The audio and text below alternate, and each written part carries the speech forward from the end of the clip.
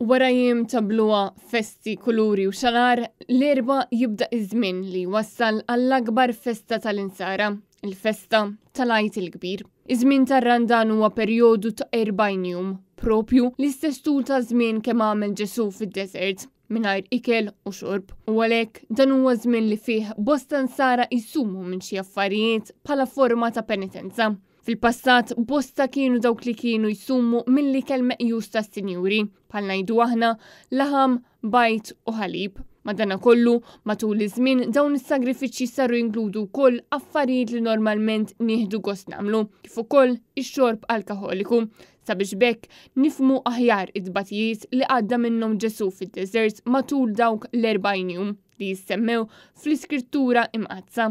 Matul il-jiem tar-Randan il-qassisin jilbsu il-kulur vjola waqt li l-Knisja wkoll tilbes dan il-kulur li jissimbolizza id-tbatija u s-sofferenza. Dan fil-waqt li hemm parroċċi antiki li għadhom jużaw id-damask iswed, simbolu tal-passjoni. Matul il-jum tiġi ċċelebrata wkoll il-qudies tal-erba tal-irmiet, hekk kif waqt il-qudies iċ-ċelebrant ipoġġi l-irmiet tal-palm li jkun intuża f'ħadd il-palm ta' qabel f'moħħ dawk li jattendu għal din iċ-ċelebrazzjoni. Waqt li l-istenn il-klim mill-irmiet ġejna u irmiet nerġgħu insiru. Skont it-talim tal-Knisja, persuni il fuq minn 18 sena u anqas minn 60 sena għandhom id-dmir illi jsumu waqt li kull min għandu l-14 sena għandu l-obbligu li jastjeni milli jikol laħam jew ikel ieħor li jogħġbu ħafna kemm f'ras ir-Randan u anka fil-ġimgħa l-kbira.